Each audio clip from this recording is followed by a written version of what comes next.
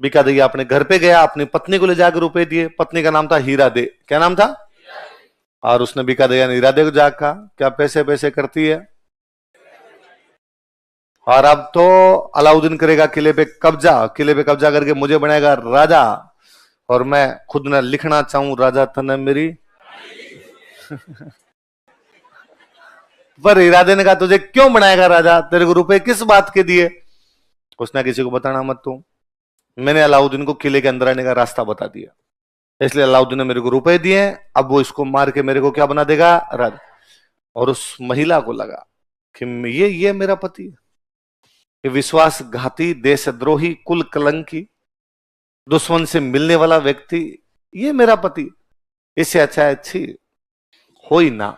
उसने मार दिया। लिखो, समाज है ना कैसा होगा, कोई भी सोसाइटी कैसे होगी, ये इस बात पर बहुत हद तक डिपेंड करता है कि वहां की महिलाएं कैसी होगी, है ना। समाज का चरित्र गढ़ती है तो कौन गढ़ती है?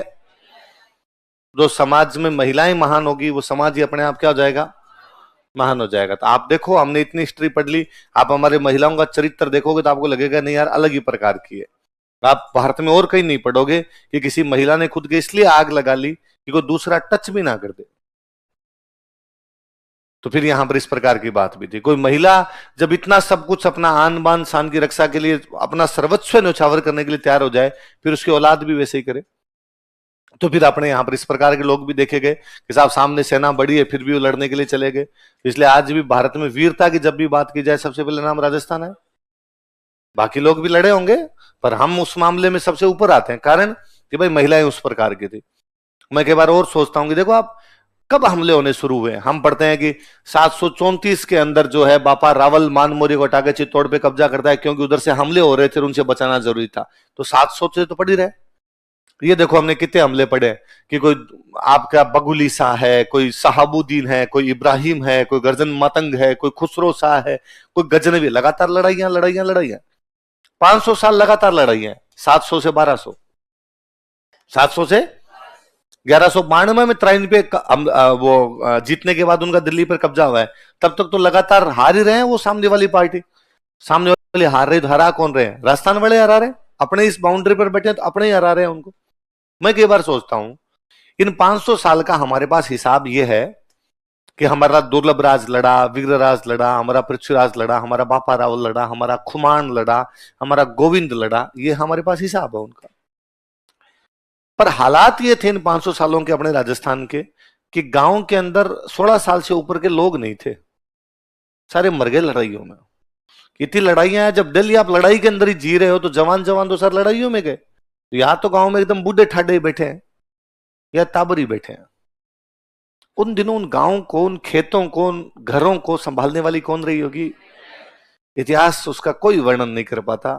और अनगिनत पता नहीं कितनी माताएं बहनें रही होगी जिन्होंने 500 वर्षों तक घरों की, खेतों की, गांवों की रक्षा की होगी, और पुरुष को यह भरोसा दिया होगा कि तू लड़, तू घर की चिंता मत करना।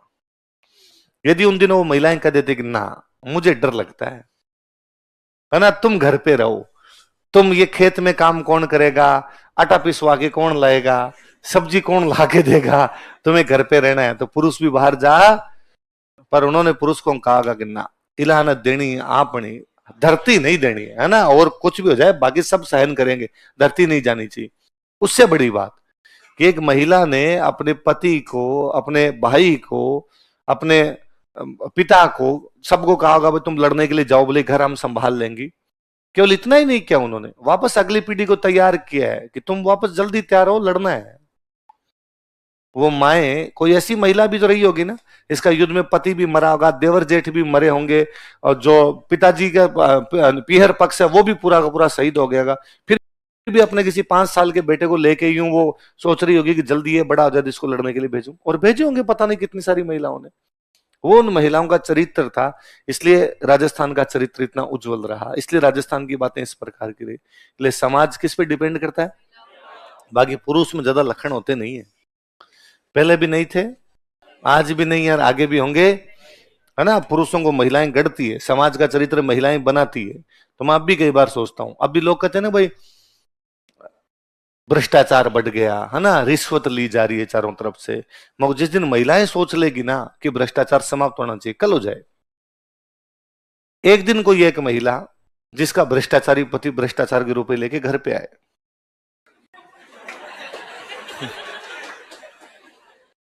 राधे बन जाए, और मैं कहता हूं मारने की आवश्यकता ही नहीं है, खाली चाकू लेके पीछे भाग ले। आजकल बड़ा आदमी तो और डरपोक हो रखा है, तो ही वो कहेगा मैं काली गांव तेरी मत आइंदा से, है ना, रिश्वत के रुपए के हाथ भी लगाऊंगा। पर अब ऐसा नहीं है ना। अब वो महिला भी चुपचाप अंदर रख रही है, उल्टा उसको और करिए कि ढंग से लाया कर, क्या थोड़े से 75 रुपए में क्या होता है, वो तो होता ही नहीं है, तो अगला और जाके कहता है ना। तो अब कोई ये भी कह सकता है कि इसका मतलब पुरुष में दिमाग नहीं है, नहीं है, एकदम ही नहीं है ना। अब पर अब महिला इस प्रकार मना नहीं कर रही। अब पहले लड़ने के लिए महिला कह रही थी जा लड़, तू चिंता मत कर। अब मैं कहता हूं पड़ोस में लड़ाई होती हो, पुरुष केवल बाहर खड़ा खड़ा देखता हो, लड़ता नहीं, देखता हो, तो भी महिला कहते थे अपना मैं ना जाओ, थे ना लड़ा, है ना, अपने क्यों झमेले में पड़े, इनकी लड़ाई है, आपको क्या लेना देना है इसके अंदर। तो बस पंचायती समाप्ति होगी। भाई साहब मैं बीकानेर पढ़ता था, तो हमारे एक सीनियर भैया थे पास में, तो मैंने बताई उसके बाद, तो वो हमेशा यूं हंसते थे, वो थानेदार की तैयारी करते। तो मैं कहता अरे भैया आपका तो थानेदार में सिलेक्शन हो जाएगा। और उन्होंने कहा बस एक बार तेरे भाई का थानेदार में सिलेक्शन हो जाए, तो उसके बाद है ना तू घर से रुपए मत मंगवाना, तेरे पापा से रुपए मत मंगवाना। तो मैं मेरा खर्चा कौन देगा, मैं भैया आपकी तनख्वाह कितनी होगी, उनका तनख्वाह का क्या लेना देना है, कमाई होती है कमाई खूब। मैं नया नया 12th की थी, तो आप नए नए स्कूल से पास आउट होते तो आपने ईमानदारी की यूं छड़ियां ज्यादा ही होती है थोड़ी। नया नया 12th में ईमानदारी का ऐसे तैयार किया हुआ था मेरे। तो मैंने कहा मको आप रिश्वत लेंगे, भ्रष्टाचार करेंगे। उन्होंने कहा अरे भ्रष्टाचार नहीं होता, शिष्टाचार होता है, इतना चलता है, थोड़ा थोड़ा चलता है। अब मैंने उनको डायलॉग सुना दिए। मैंने कहा देश में केवल बाहरी दुश्मनी नहीं है, आंतरिक दुश्मन भी होती है, जो देश को अंदर ही अंदर दिमाग की तरह खोखला करते रहते हैं, आओ जैसे लोगों की वजह से।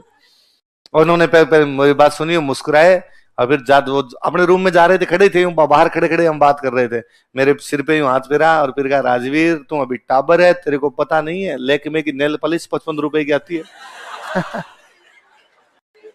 तो मुझे समझ में आया कि ये सब लेकमे की नेल पॉलिश के चक्कर में हो रहा है। ऐसा इस नेल पॉलिश से पीछा छुड़वाना पड़ेगा। मैंने क्लास में किसी में किस्सा सुनाया, और एक स्टूडेंट ने खड़े होकर कहा सर आप अभी भी बोले ही हो, आजकल 55 में नहीं आ रही है। आजकल महंगी हो रखी है वैसा वो। तो समाज को महिलाएं बहुत हद तक लेकमे तो ब्रांड है भारत। क्या वाह 750 की है, क्या एक्सपीरियंस है तेरा। किस किस को दिया तूने। इतनी महंगी नहीं देते सर।